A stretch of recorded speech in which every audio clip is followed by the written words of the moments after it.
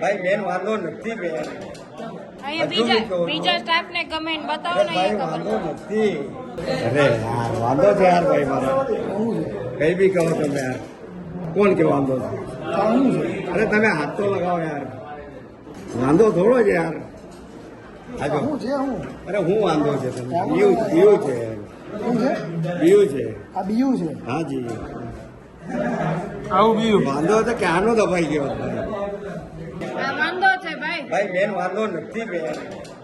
અહીંયા બીજા સ્ટાફ ને કમેન્ટ બતાવો ને ભાઈ અહીંયા વાંધો ખબર નથી.